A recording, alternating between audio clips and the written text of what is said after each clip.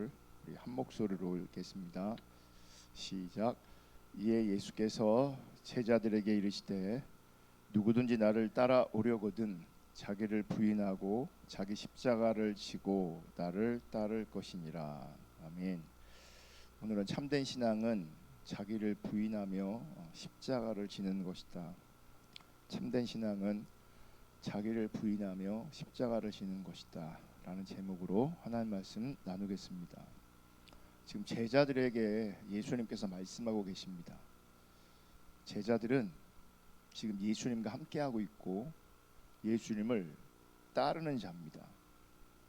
예수님을 따르고 있는데 예수님을 따르고 있는 그 제자들에게 예수를 따라가기 위한 조건을 예수님께서 말씀하십니다. 그러니까 따르고 있는데 따르는 자들을 향해서 따름을 또 얘기하고 있단 말이죠. 그러니까 차원이 다른 따름이 있다는 겁니다. 지금 내가 예수님 따라가고 싶은 마음, 그리고 내가 예수님 따라가고 싶다고 고백하는 거, 이거 굉장히 중요한 겁니다. 그런데 예수님을 따라가고 싶은 마음이 있음에도 불구하고 주님을 따를 수 없는 경우가 많습니다. 내가 주님을 따르겠습니다 라고 고백할지라도 현실에서 주님을 따를 수 없는 경우가 많습니다. 현실에서는 이런 경우가 많은 것 같아요. 따르고 싶은데, 마음이 있는데, 따르고 싶다고 고백도 하는데 그게 우리 가운데 쉽지가 않다는 겁니다. 주님 따르는 것이 잘 안 되는 겁니다. 마음과 고백이 중요하지만 더 중요한 게 있기 때문에 그래요. 진짜 중요한 것이 있기 때문에 그래요. 그 진짜 중요한 것이 무엇이냐? 지금 읽은 말씀 앞에, 말씀 안에, 예수님께서 하신 말씀 안에 이미 답이 다 나와 있습니다. 예수님께서 예수를 따르기 위한 조건을 말씀하세요. 그 조건이 뭐냐면 누구든지 나를 따라오려거든 자기를 부인하고 자기 십자가를 지고 나를 따를 것이니라. 그러니까 자기를 부인하며 나를 따라와라. 자기 십자가를 지고 나를 따라와라. 이렇게 말씀하시는 거예요. 그러니까 예수님을 따르기 위한 진정한 조건이 뭐냐면 자기를 부인하고 자기 십자가를 지는 겁니다. 마음도 중요하고 고백도 참 중요하지만 진짜 중요한 것은 자기 부인, 자기 십자가를 지는 겁니다. 그러니까 자기를 부인하고 자기 십자가를 져야 제대로 주님 따를 수 있고 차원이 다른 차원에서 주님을 따를 수 있는 겁니다. 그러니까 주님과 함께하는 것처럼 보여도, 주님을 따르는 것처럼 보여도, 신앙생활을 잘 하는 것처럼 보여도 자기를 부인하고 자기 십자가를 지지 않으면 사실은 주님 따르는 것이 아니라는 거예요. 자기 부인이 핵심이고 십자가를 지는 것이 핵심인 겁니다. 여러분, 참된 신앙은 주님을 따르는 제자의 삶을 사는 겁니다. 참된 신앙은 주님을 따르는 제자의 삶을 사는 겁니다. 그런데 우리가 주님을 따르는 제자의 삶을 살려면 반드시 자기 부인과 자기 십자가를 져야 합니다. 그렇다면 참된 신앙의 키는, 참된 신앙의 핵심 키는 자기 부인과 자기 십자가를 지는 겁니다. 그러니까 참된 신앙은 주님을 따르는 것이다 라고 했을 때, 주님을 따르는 제자의 삶을 사는 것이라고 했을 때, 주님을 따르려면, 진짜 제자의 삶을 살려면 자기 부인이 있어야 되고 십자가를 져야 된다는 거죠. 그러니까 자기 부인이, 자기 십자가를 지는 것이 참된 신앙의 핵심 키가 되는 거예요. 여러분, 하나님 관점에서 보면 예수님을 따라가는 그 제자의 삶 자체가 승리하는 삶입니다. 어떤 성과나 어떤 업적이 승리하는 삶이 아닙니다. 세상은 업적이 있어야, 성과가 있어야 성공했다, 이렇게 말합니다. 업적이 있어야, 성과가 있어야 인정해 줍니다. 그래서 업적과 성과가 없으면 절대로 인정받지 못합니다. 그런데 하나님 관점에서는 어떤 성과를 요구하시는 게 아니라고요. 어떤 업적을 요구하시는 게 아니라고요. 그러니까 주님을 따르는 것 자체가 하나님 앞에서는 승리하는 삶인 거예요. 업적과 성과와 상관없이 주님을 따르는 삶 자체가 하나님께서 인정하시고 기뻐하시는 승리하는 삶이라고요. 어떤 모양이 아니라고요. 그리고 하나님 관점에서 보면 우리가 추구하는 신앙의 본질은 결국 예수님을 따르는 삶으로 실제가 되는 겁니다. 신앙의 본질 우리가 외치고 있는데, 우린 신앙의 본질을 추구한다고 하는데, 신앙의 본질은 하나님과 친밀한 교제라고 하는데, 그 신앙의 본질은, 우리가 추구하는 그 신앙의 본질은 예수님을 따르는 삶으로 실제가 되는 거예요. 그러니까 신앙의 본질을 아무리 외쳐도 예수를 따르는 삶으로 나타나지 않으면 그건 신앙의 본질이 아니라는 거예요.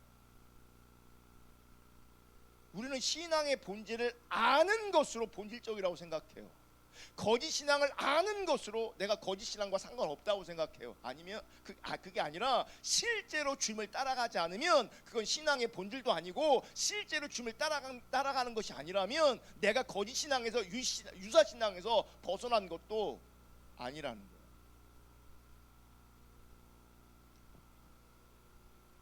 여러분, 우리가 주님께서 말씀하시는 이 제자의 삶, 주님을 따르는 삶이 실제되어지면 그곳에는 놀라운 자유가 있습니다. 그러니까 신앙의 실제에는 주님을 실제로 따라가고 주님과 함께할 때에는 그곳에 놀라운 자유가 있다고요. 왜요? 진리를 알기 때문에 자유가 있는 거예요. 진리이신 예수님과 함께하고 진리이신 예수님을 따라가기 때문에 거기에 놀라운 자유가 있는 겁니다. 왜요? 성경은 진리가 우리를 자유롭게 한다고 말하고 있고, 진리가 뭐예요? 주님의 말씀이고, 진리가 뭐예요? 예수님 자신이 진리가 되십니다. 아멘. 그러므로 우리가 주님과 함께할 때, 주님을 따를 때 우리 가운데 진짜 자유가 임하는 겁니다. 자유롭게 되는 거예요. 여러분, 우리가 자유롭다는 것은, 자유하다는 것은 한편으로는요, 당당하다, 떳떳하다, 부끄럽지 않다라고 하는 것을 포함합니다. 내가 당당하지 않다는 얘기는 자유가 없다는 얘기예요. 지금 내가 떳떳하지 않다는 얘기는 자유롭지 않다는 얘기예요. 내가 부끄럽다라고 하는 얘기는 그건 자유롭지 않다는 얘기예요. 당당해야, 떳떳해야, 부끄럽지 않아야 자유로운 것입니다. 그러므로 자유하지 못하면 당당하지 못하고, 자유하지 못하면 떳떳하지 못하고, 자유하지 못하면 부끄러움이 우리 가운데 있습니다. 여러분, 내가 자유를 누리는 유일한 길은 주님을 따르는 겁니다. 주님을 따르는 것이 진리의 길입니다. 그 진리가 우리를 자유롭게 하는 겁니다. 부끄럽지 않게, 당당하게, 떳떳하게 하는 겁니다. 아멘. 이렇게 자유를 누리기 위해서라도 우리 주님을 따라야 돼요. 주님과 함께하고 주님을 따라가야 자유가 있어요. 아멘. 근데 주님을 따를 때의 필수 조건이 뭐냐면 자기를 부인하는 것과 자기 십자가를 지는 거예요. 그러니까 자기를 부인하고 십자가를 지고 주님을 따르지 못하면 진리와 상관이 없는 거고, 진리와 상관이 없기 때문에 우리 가운데 자유가 없는 것이고, 자유가 없다는 것은 당당하고 떳떳하지 않다는 것이고, 부끄러움이 있다는 거예요. 감출 게 많은 거죠. 숨기는 게 많은 거죠. 포장하는 게 많은 거죠. 외식하는 게 많은 거죠.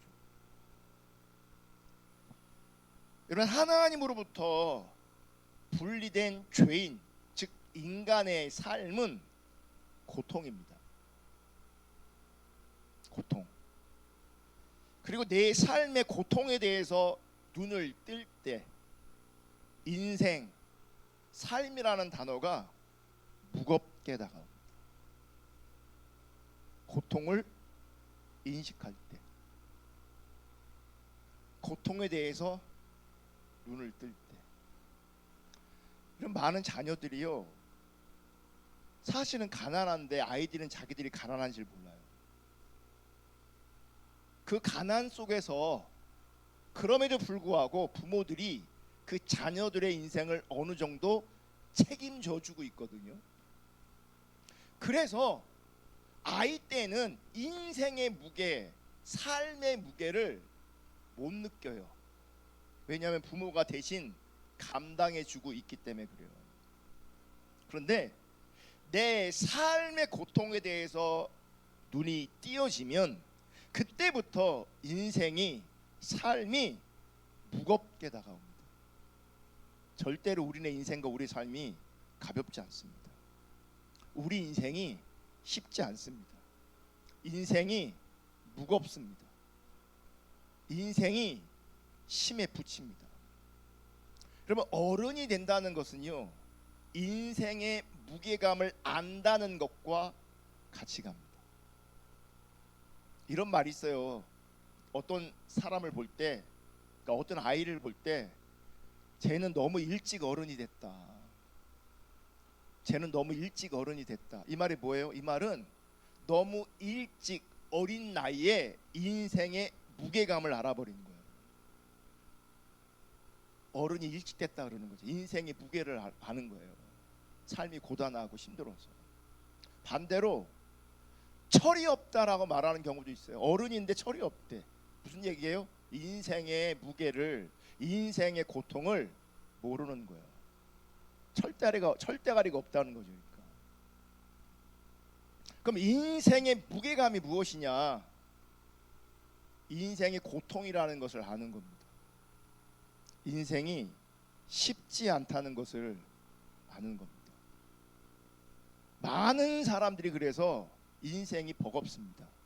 삶이 버겁습니다. 삶과 인생이 무겁습니다. 쉽지가 않습니다.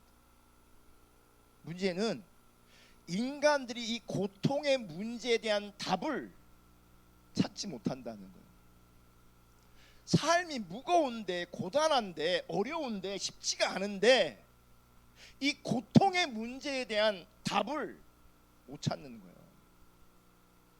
정말 많은 사람들이 내 삶이, 내 인생이 왜 이렇게 무겁고 힘든지, 꼬여 있는지 그 원인을 모른다는 거예요. 근데 참 감사한 것은 우리는 우리 문제를 모르는데, 내가 왜 이렇게 고통스러운지, 힘든지, 어려운지 모르는데, 참 감사한 것은 이 문제의 해결을 위해서 예수님이 이 땅에 오셨다는 겁니다. 인간은 문제를 해결할 수 없으니 인간의 문제를 해결하기 위해서 예수님이 친히 이 땅에 오신 겁니다. 마태복음 9장 12절 읽겠습니다. 시작. 예수께서 그 말을 들으시고서 말씀하셨다. 건강한 사람에게는 의사가 필요하지 않으나 병든 사람에게는 필요하다. 건강하다고 생각하는 사람은 의사를 필요로 하지 않습니다. 의사가 필요한 사람은 누구냐면 자기가 병든 것을 아는 사람이에요. 아프니까 의사를 찾는 거예요. 아프지 않으면, 건강한 사람은 의사를 찾지 않습니다. 병들었다고 생각하면, 죄인이라고 생각하면, 인생이 고통이라고 생각하면 의사이신 주님을 찾게 돼 있어요. 의사이신 주님께 나아가게 돼 있어요. 여러분, 어떤 병은, 가벼운 병은 시간이 지나면 낫는 병도 분명히 있어요. 그러면 아프지만 버티면 나아요. 그러면 의사를 찾아갈 이유가 없어요. 잠깐 견디고 잠깐 버티면 정상이 되니까, 나으니까 의사 찾아갈 일이 없어요. 근데 보편적으로 보면 특별히 심각한 병일수록 반드시 의사가 필요해요. 반드시. 시간이 그냥 간다고 낫는 게 아니라 내버려두면 그 병은 대부분 더 심각해져요. 저절로 낫지 않고요, 더 심각해진다고. 그래서 치료해 줄 수 있는, 그 병을 고쳐줄 수 있는 의사가 필요하고 그 의사에게 나아가는 겁니다. 여러분, 예수님 사역의 핵심은 병든 사람을 치유하는 겁니다. 더 나아가 예수님의 사역의 핵심은 치유를 넘어서서 회복하는 데 있습니다. 회복. 여기서 말하는 회복은 뭐냐면 하나님께서 창조하신 원래의 인간, 하나님께서 원래 창조하셨던 온전하고 완벽한 그 인간으로 회복되기를 원하시는 거예요. 우리가 구원이란 말을 자주 쓰는데 우리 신앙 안에서, 교회 안에서, 이런 구원의 실제적 의미는 뭐냐면 고통으로부터의 자유를 말하는 거예요. 그래서 고통을 인식하지 못하면 구원이 관념이고 막연한 거예요. 구원받았다고 하는데 그 사람이 어디서 구원받았는지를 몰라, 어떤 고통에서 구원받았는지를 몰라, 그럼 구원의 진짜 의미가 아닌 거예요. 구원은 고통으로부터의 자유를 말하는 거예요. 그걸 구원받았다고 말하는 거예요. 그게 육신이든 영적인 것이든 정서적인 것이든. 그래서 예수님 말씀을 복음서에 보면 병에서 고침받는 것도 구원이라고 말해요.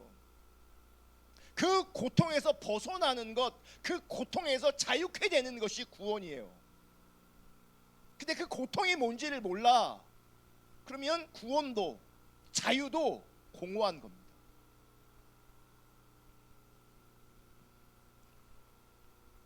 구원의 실제는 고통에서 벗어나는 것이고, 즉 내 삶의 고통의 문제에 대한 해결을 찾았다는 겁니다.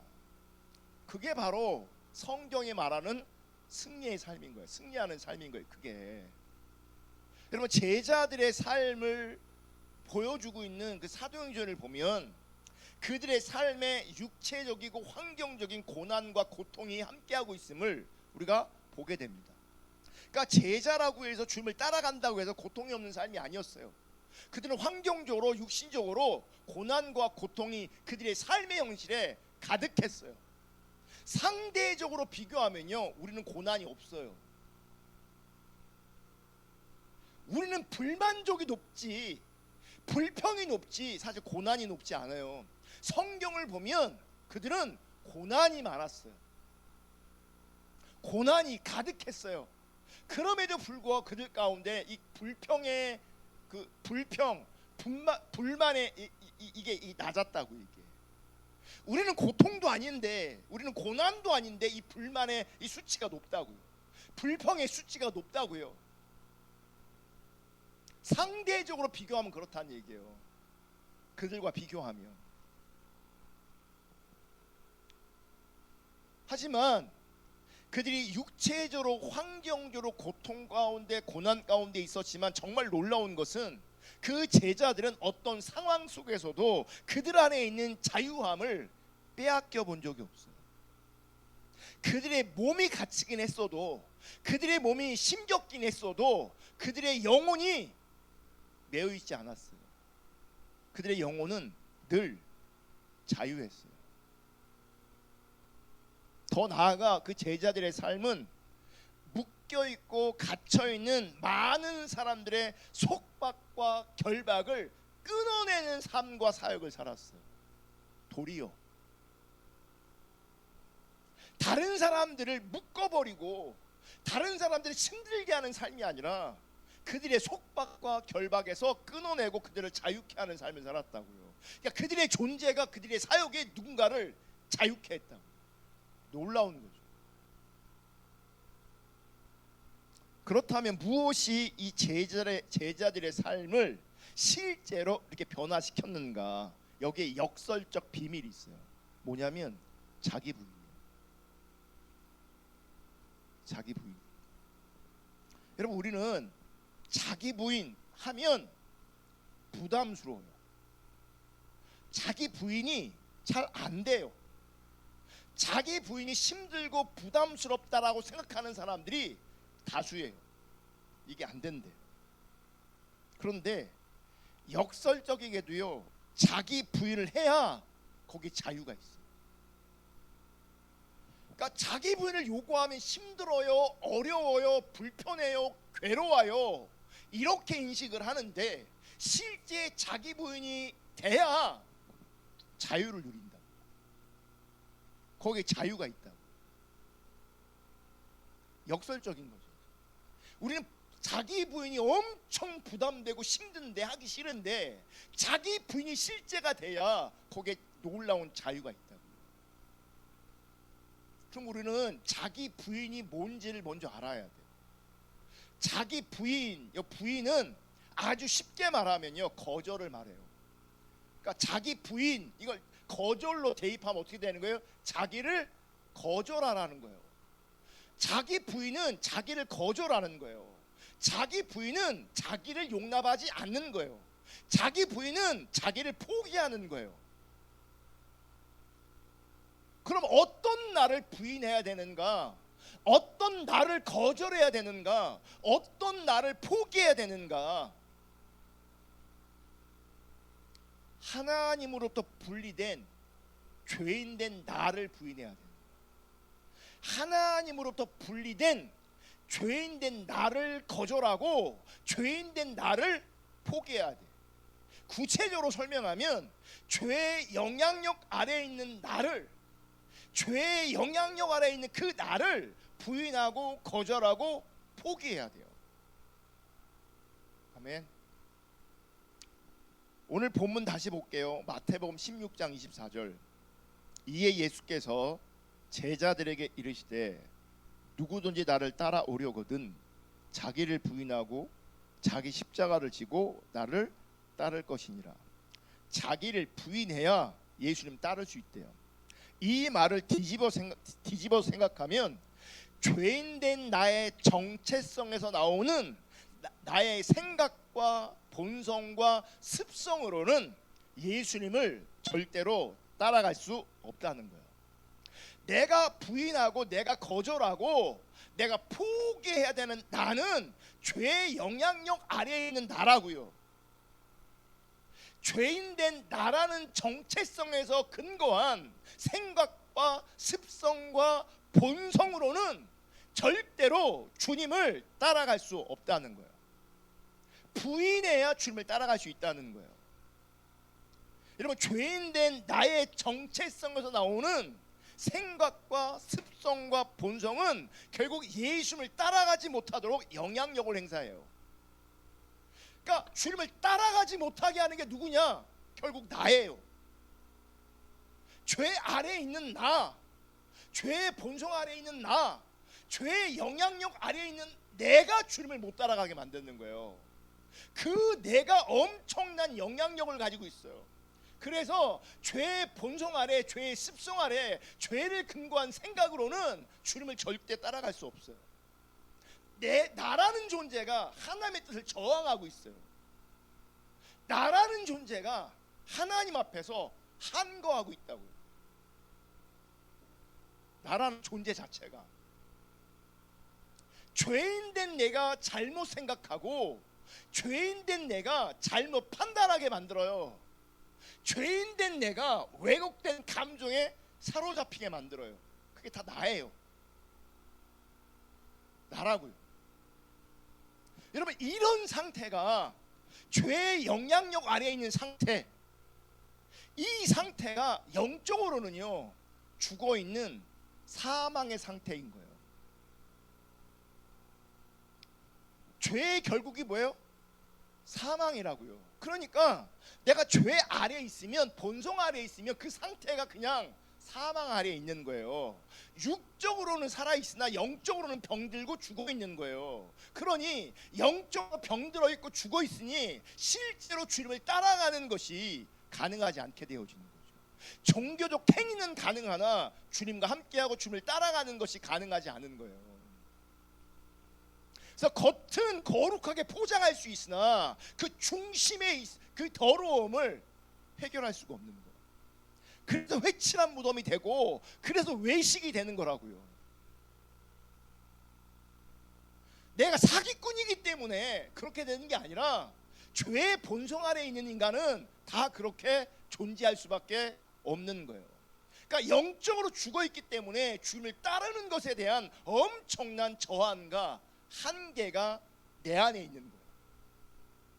내 안에. 그러니까 우리가 사단이 방해한다고 뭐 이런저런 얘기하지만 사단보다 더 강력하게 내 발목을 잡고 있는 게 뭐냐면 결국 나 자신이에요. 죄 아래에 있는 나, 죄의 습성, 죄의 본성, 내가 나 스스로가 하나님의 뜻을 저항하고 항거하고 있어요. 나라는 존재가 스스로가. 그러니까 저항과 한계의 원인이 다름 아닌 죄인된 나예요. 그런데 우리 안에는 또 이런 모습이 있어요. 이게 잘 설명되고 표현될지 모르겠지만 죄가 주도권을 잡고 있는 나, 자기 중심적인 나, 자기를 부인하지 못하고 나를 포기하지 못하고 나를 거절하지 못하는 그런 나를 나 자신도 싫어. 나도 싫어. 이런 내가 싫어. 싫은데 벗어나지를 못하는 거야. 싫은데 여전히 그 죄인된 본성을 따라가고 있는 거야. 싫은데. 그리고 더 싫은 건 뭐냐면 본성을 따라가는 것, 죄성을 따라가는 것이 분명히 싫은데, 그리고 싫어야 되는데 한편으로는 본성을 따라가는 것에 계속 끌려요.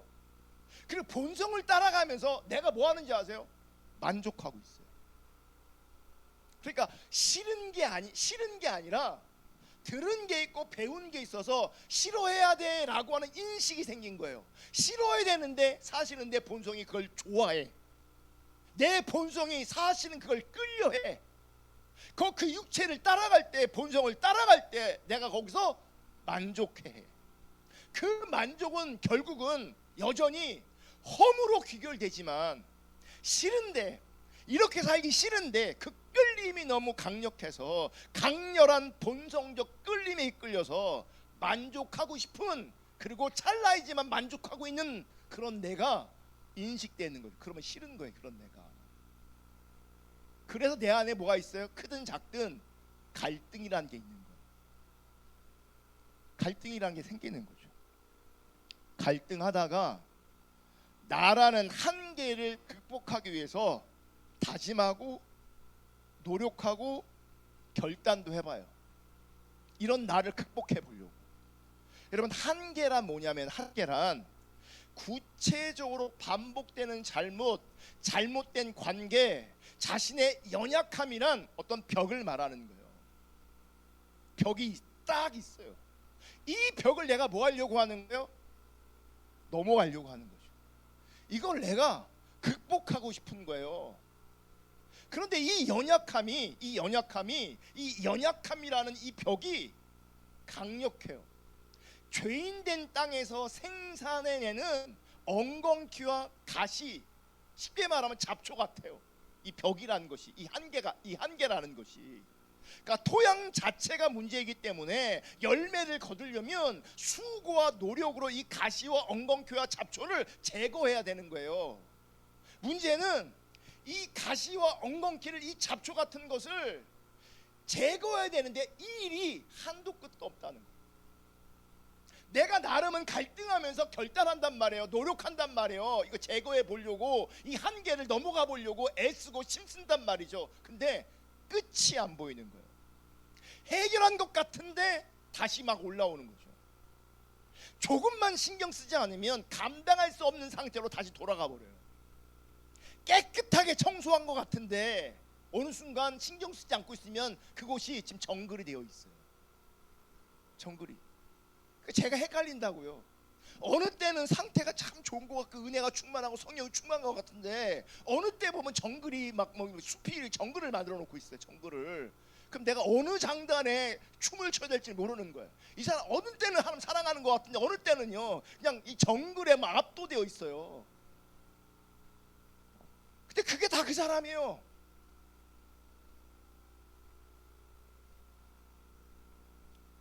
이렇게 노력하다 지치면 인간에게는 그 어떤 대안이 없는 게 이제 알게 되는 거예요. 대안이 없구나. 그러니까 내가 노력한다고 이 한계를 벗어나는 게 아니구나. 내가 노력한다고 이 연약함이라는 벽을 넘어갈 수 있는 게 아니구나. 나에게는, 나 스스로는, 내 안에서는 그 어떤 대안도 없는 것을 알게 되어지는 거예요. 내 안은 대안이 없는 거예요. 여러분, 이때 나에게는 의사이신 주님이 필요하구나라고 하는 것을 비로소 알게 되는 거예요. 이론이 아니라 실제로 나한테는 의사가 필요한 거구나. 그 전까지는요, 내가 나를 가장 잘 알아, 이 병은 내가 알아, 이 연약함은 내가 알아, 내가 고쳐볼게 라고 했는데 못 고치는 거예요. 그러니까 이런 사람, 어떤 사람은 그냥 방치하는 사람이 있어요. 그냥 방치해놔요. 그냥 본성과 습성대로 살아요. 그냥. 어떤 사람은 이걸 어떻게 해보려고 하는 거죠. 근데 해보다가 나는 이 연약함이란 벽을 절대로 넘을 수 없구나. 그걸 아는 사람은 비로소 누굴 찾아가는 거예요? 의사이신 예수님께 나아가는 거예요. 나를 치료해 주시고 나를 회복시키실 분은 예수님밖에 없구나를 비로소 제대로 실제로 알게 되는 거예요. 내가 해결하는 것이 아니라 주님이 해결해 주셔야 되는 거구나를 알게 되는 거예요. 그때 비로소 나라는 존재를 내 스스로가 어떻게 하려고 하는 것이 아니라 실제 나라는 존재를 주님 앞에 맡기는 거예요. 수술하시라고. 실제로. 그러면 누가 자기를 부인할 수 있는가? 주님이 나에게 절대적으로 필요한 분임을 아는 자가 자기를 부인하게 되는 거예요. 그러니까 나라는 존재가 있어요. 나라는 존재가 이걸 부인해야 돼. 본성은 이 부인을 거부해. 본성은 이 부인하는 것을 항거해. 그래서 우리 스스로가 나를 부인한다, 나를 포기한다, 나를 거절한다, 이게 쉬운 게 아니라니까요. 내 인생이 왜 이렇게 꼬였냐? 왜 내 인생이 이렇게 고통스러우냐? 사실은 자기 부인이 안 되기 때문에 그래요. 자기를 거절하는 것이, 자기를 포기하는 것이 안 돼요. 포기가 안 되고 부인이 안 되고 거절이 안 되니 그 본성을 따라갔어. 따라간 결과가 이 고통의 모습이라고요. 한계에 부딪혀 있다고요. 지금 내 안에 있는 엉겅퀴와 잡초와 가시를 내가 벗기고 뽑고 계속 이거 하고 있는데 이게 안 된다고요.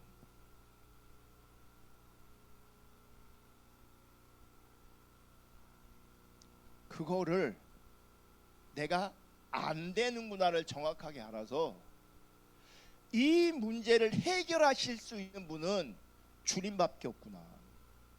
그러니까 주님이 나에게 유일한 의사이심을 알 때에 나를 돌이켜 주님께 뭐예요? 나아가는 거죠. 주님의 은혜를 구하고 주님을 찾는 거라고요. 아멘. 그렇게 나를 주님께 내어 드릴 때 그분이 나를 수술하시는 거예요. 뭘로? 십자가로.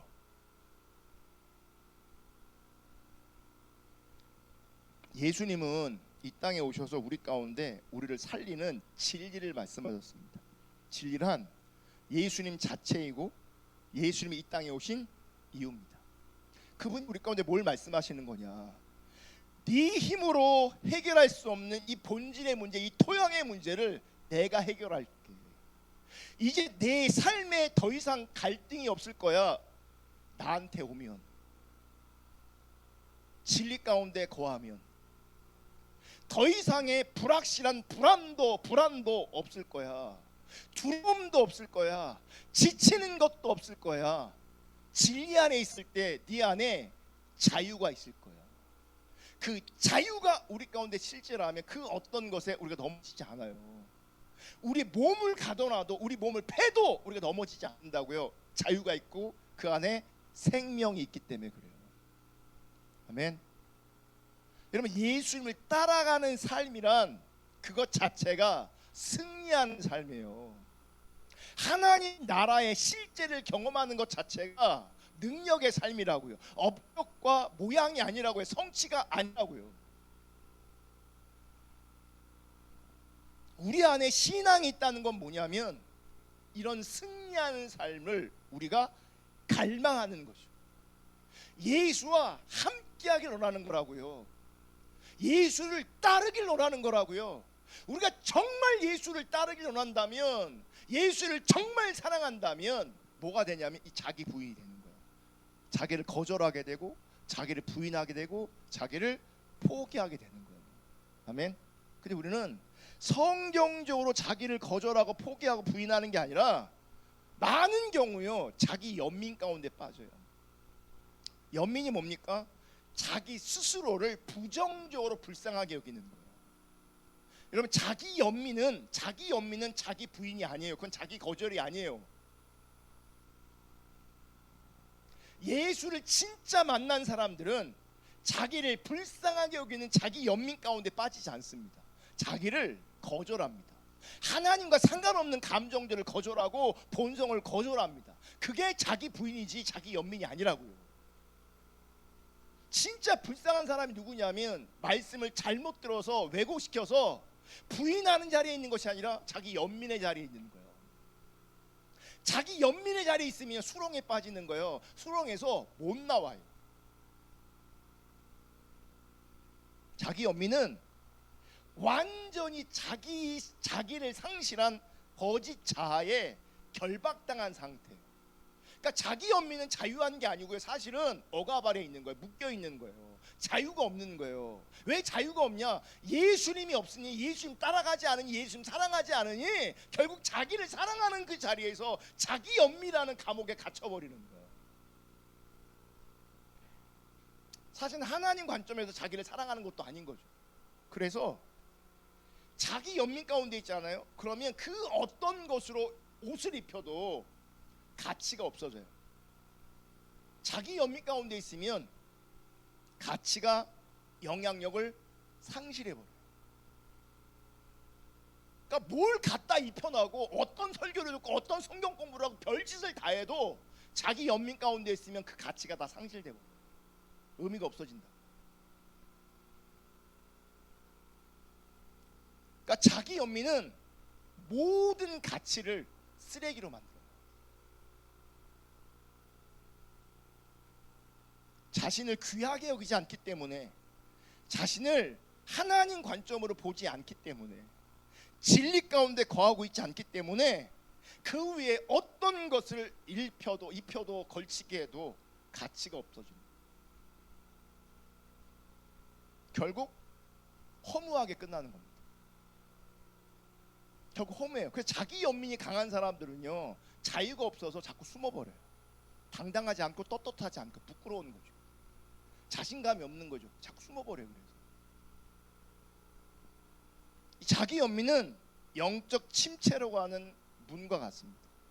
침체는 수렁과 같습니다. 한 번 빠지면 나오기가 쉽지가 않습니다. 그래서 우리는 이 자기 연민의 상태를 주의해야 합니다. 여기서 어떻게 벗어나냐? 그래서 십자가가 필요하다. 그래서 자기 부인과 십자가는 떨어지는 개념이 아니고요, 같이 가야 돼요. 이 십자가가 뭐냐면 사람을 묶어버린 이 사단의 권세와 결박, 이 본성을 한꺼번에 풀어낼 수 있는 게 뭐냐면 이게 십자가라는 개념이에요. 그러니까 자기를 부인하고 자기를 거절하고 자기를 포기하고 자기 십자가를 지라고 말할 때 그 자기 십자가는 많은 사람들이 내 고통의 문제를 십자가라고 여기는데 아니에요. 예수님께서 행하신 그 일을 말하는 거예요. 그 십자가를 이해하면, 그 십자가를 보면 모든 억압과 결박이 단숨에 끊어지게 돼 있어요. 내가 부끄러워했던 것, 내 스스로 나를 정죄했던 그 모든 것들이 십자가를 기억하면, 십자가가 실제가 되면 그 속에서 그 안에서 자유케 되는 역사가 있게 되어지는 거라고. 골로새서 2장 14절. 여러분, 진리에 동의하셔야 되고요. 진리는 십자가입니다. 그 십자가가 우리 가운데 실제가 될 때 주님을 따라갈 수 있어요. 자, 골로새 2장 14절 15절 다 같이 읽습니다. 시작. 하나님께서는 우리에게 불리한 조물들이 들어있는 빈 문서를 쥐어버리시고 그것을 십자가에 못 박으셔서 우리 가운데 제거해 버리셨습니다. 그리고 모든 통치자들과 권력자들의 무장을 해제시키시고 그들을 그리스도의 개선 행진의 포로로 내세우셔서 무사람의 구경거리로 삼으셨습니다. 지금 십자가의 능력, 십자가의 권세를 말씀하고 있단 말이에요. 우리를 억압했던 그 빈 문서가 사라졌어요. 십자가로 말미암아, 십자가의 못 박음으로 말미암아 완전히 제거되었어요. 0.1%의 흔적도 없이 사라졌단 말이에요. 내 생각과 감정을 지배했던 원수의 통치와 권력을 완전히 무장 해제시켜 버렸다는 거죠. 그 영향력도, 그 어떤 영향력도 지금 상실되었다는 거예요. 본성, 죄, 사단의 억압, 이 모든 것들이 끊어졌다는 얘기예요. 뭘로요? 십자가로. 그러니까 십자가가 실제되어지면 모든 부정적인 죄의 영향력들이 우리 가운데 끊어지는 거예요. 오늘 윤석열 씨가 대통령직에서 파면됐단 말이죠. 그 파면을 선고한 즉시 효력이 발생해요. 그러니까 대통령으로 누렸던 모든 권세와 권력들이 다 뭐예요? 무효가 돼버려요. 이 선고로 십자가로 말미암아 모든 죄의 영향력들이 끊어졌어요. 이게 무슨 얘기냐면 내가 감당하고 내가 해결돼야 될 것들을 누가 감당하시고 해결하시는 거예요? 예수님이 담당하셨단 말이에요. 그래서 그 예수님과 함께하고 그 예수님을 따라가면 내가 진리 안에 거하게 돼 있음으로 말미암아 뭐예요? 자유롭게 되는 거라고요. 죄에서, 본성에서, 억압에서, 상처에서, 모든 연약함에서 자유롭게 된다고요. 그분께서 근본적인 문제를 해결해 놓으신 거란 말이에요. 모든 영향력들을 무장해제시켰단 말이에요. 아멘. 이 승리의 십자가를 기억해라. 이 승리의 십자가를 져라. 그래야 너희가 나를 제대로 따라올 수 있다. 여러분, 아담이, 하와가 결국에는 선악과를 따먹었어요. 선악과를 안 따먹을 수 있는 존재는, 따먹지 않는 존재는요, 예수님밖에 없어요. 아담이 실패한 이유는 뭔지 아세요? 본인의 연약함도 있지만 옆에 하와가 있었기 때문에 실패한 거예요. 하와가 아담의 죄를 막지 못해요. 아담이 하와의 죄를 막지를 못해요. 그래서 둘 다 선악과를 따먹어요. 그런데 보세요. 아담 옆에 예수님이 계셨으면 선악과 절대 안 따먹습니다. 왜요? 아담이 능력이 있어서가 아니라 예수님이 함께하고 있기 때문에 그런 거예요. 우리가 능력이 있어서가 아니에요. 우리는 여전히 무능해요. 근데 그분이 뭐 하시는 거예요? 따먹지 못하게 하시는 거죠. 함께 하시기 때문에. 제가 주일날 술, 담배 이런 얘기 했는데 만약 누군가가 담배를 피는 분이 있어요. 그럼 그분 담배 끊게 하는 건 방법이 하나 있어요. 제가 그 사람하고 같이 늘 동행하면 그 사람 담배 끊어요. 제가. 나라는 존재가 그분 옆에 있잖아요. 담배 끊게 돼 있어요. 왜요? 내가 못 피게 할 걸랑요. 그러니까 나라는 존재도 누군가에게는 영향력을 끼쳐서 담배 못 피게, 술 못 먹게 할 수 있어요. 나라는 존재도. 네. 원하시면 내가 같이 있어 줄게요. 적어도 내가 함께하는 동안은 그분 절대 담배도 못 피고 술도 못 먹어요. 내가 함께하면. 그 주변, 그 사람 주변에 하와랑 아담이 함께 있었기 때문에 둘 다 해결을 못한 거예요. 그래서 다른 존재가 함께 하잖아요. 그게 해결한다고요. 그게 해결이 된다고요. 가끔씩 술 먹는 분이 있다면 그것마저도 난 끊고 싶어요. 그리고 그때 나를 부르세요. 그러면 그 술 안 먹는다니까요. 이렇게 얘기하면 또 영상 보는 분들 우리 교인들 다 술 먹고 담배 피는지 그거 아니지. 지금 예를 드는 거지. 예를. 우리 영상으로 보시는 분, 우리 교인 아닌 분들은 아셔야 됩니다. 우리 교회 그런 분 없습니다. 또 이것도 거짓말인데 또. 있긴 있겠지.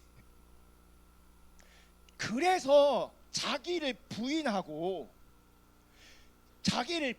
십자가를 질 때, 주님을 따라갈 때 우리 가운데 놀라운 자유와 승리가 있는 거예요. 아멘. 근데 나를 부인하는 것이 내 힘으로 안 된다고. 주님이 계셔야 된다는 절대적 주님에 대한 필요성, 더 나아가 그분을 내가 사랑하고 경외할 때 그게 가능한다. 여러분, 우리가 주님을 따라갈 때 그 안에 자유가 있어요. 고민하고 생각한다고 거기에 자유가 부어지지 않아요. 종교적 행위를 한다고 거기에 자유가 부어지지 않아요. 실제 주님을 따라가셔야 돼요. 제대로 주님을 따라가셔야 돼요. 그래서 주님이 주님을 이미 따라오고 있는, 함께하고 있는 그들에게 자기 부인이 안 되기 때문에, 자기 십자가를 지는 게 안 되기 때문에 다시금 말씀하시는 거예요. 니네가 진짜 나를 따라오려면 자기를 부인해야 돼. 자기 십자가를 져야 돼. 그래서 여러분, 관건은 요거만 하고 아실게. 사실 빌립보 3장 12절 다 같이 있습니다. 시작.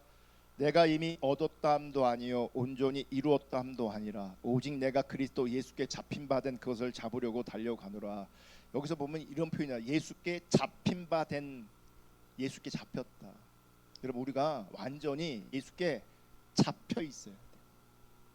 여기 잡힌 바라는 말은 헬라어로 카타람바노라는 말인데, 이게 어떤 상태냐면 목덜미가 완전히 붙잡혀져 있는 상태를 말하는 거예요. 그러니까 예수님이 자기를 부인하고 십자가를 질 때, 십자가의 능력을 믿을 때, 십자가의 능력이 우리 가운데 실제 될 때 그분이 나를 목덜미를 잡고 계시는 거예요. 딴 데 못 가게, 딴 짓 못하게. 주님께 그렇게 잡혀 있을 때에 놀라운 승리가, 놀라운 자유가 우리 가운데 있다는 것을 기억할 수 있기를 주님의 이름으로 축복합니다. 그러므로 자기 부인이 능력이고, 자기 십자가를 지는 것이 능력이고, 주님과 함께하고 주님을 따라가는 것이 능력 자체인 것을 기억할 수 있기를 주님의 이름으로 축복합니다. 이것이 관념이 아니라, 철학이 아니라 실제가 될 수 있기를 주님의 이름으로 축복하고, 그 실제를 위해서 이 밤도 기도할 수 있기를 주님의 이름으로 축복합니다. 기도하겠습니다.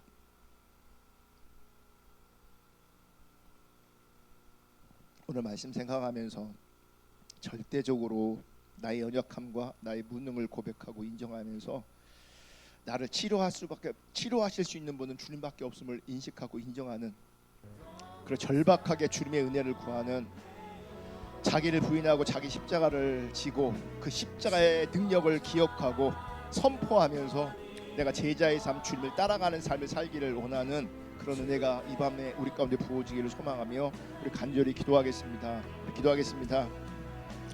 하나님, 감사합니다. 오늘도 우리 가운데 함께 하시는 주님을 찬양합니다. 하나님, 우리가 이런저런 많은 배움의 시간들이 있고 많은 말씀들을 듣고 있습니다. 하지만 하나님, 자기를 부인하지 않으면, 자기 십자가를 지지 않으면 내 많은 어떤 배움들이, 또 지식들이, 정보들이 아무런 의미도 없음을 알게 하여 주시옵소서. 우리의 삶은 너무나 고통스럽습니다. 고통이 우리 삶의 실체입니다. 이 고통, 이 무거운 인생 자유로우려면 진리 가운데 거해야 합니다. 진리는 주님이십니다. 주님과 함께할 때, 주님을 따라갈 때 하나님 우리 가운데 놀라운 자유가 있습니다. 그 자유를 누리게 하여 주시옵소서. 죄 아래에 있는 나 부인하게 하시고 거절하게 하여 주시옵소서. 내 욕구, 하나님 없는 욕망들 하나님 거절해야 합니다. 하지만 그것이 절대로 쉽지 않습니다. 그런 나인 것을 인정하여 절대적으로 우리의 의사이신, 치료자이신, 우리를 회복하실 수 있는 주님 앞에 나아가게 하여 주시옵소서. 살기 위하여 자기를 부인하게 하시고 자유케 하기 위하여 십자가를 지며 주께 나아갈 수 있는 그 은혜를 부어 주시옵소서. 십자가로 말미암아 모든 어둠의 권세가 우리 가운데 끊어지게 하여 주시옵소서. 죄의 권세들이 끊어지게 하시고 죄의 영향력들이 끊어지게 하여 주시옵소서. 그저 우리가 애쓰고 힘쓰고 노력한다고 되지 않습니다. 자기를 부인할 수 있는 은혜가 부어지게 하시고, 주님께서 자기 십자가를 지며 그 십자가를 기억하며 십자가 십자가의 능력을 의지하여 주님께 나아갈 수 있는 그 은혜를 부어 주시옵소서. 주님과 함께하지 않으면 우리는 죄를 이길 수 없습니다. 주님과 함께하지 않으면 우리는 죄를 극복할 수 없습니다. 주님과 함께하지 않으면 우리 연약함의 벽을 넘어갈 수가 없습니다. 내 힘으로는 절대 가능하지 않은 것을 알게 하여 주시옵소서. 겸손함으로 주를 바라보고 주를 의지할 수 있는 그 은혜를 부어 주시옵소서. 우리를 치료하시는 주님이 우리를 고쳐주시고 우리를 회복하기를 원하시는 주님께서 우리를 회복하심의 역사가 있게 하여 주시옵소서. 모든 억압들이 끊어지게 하여 주시옵소서. 십자가로 말미암아 억압들이 끊어지게 하여 주시옵소서. 모든 영향력들이 끊어지게 하여 주시옵소서. 십자가 안에서 자유로울 수 있는 그 은혜를 부어 주시옵소서. 그건 내 능력이 아니라 주님과 함께하고 주님을 따라갈 때 생기는 능력인 것을 알게 하여 주시옵소서. 아멘.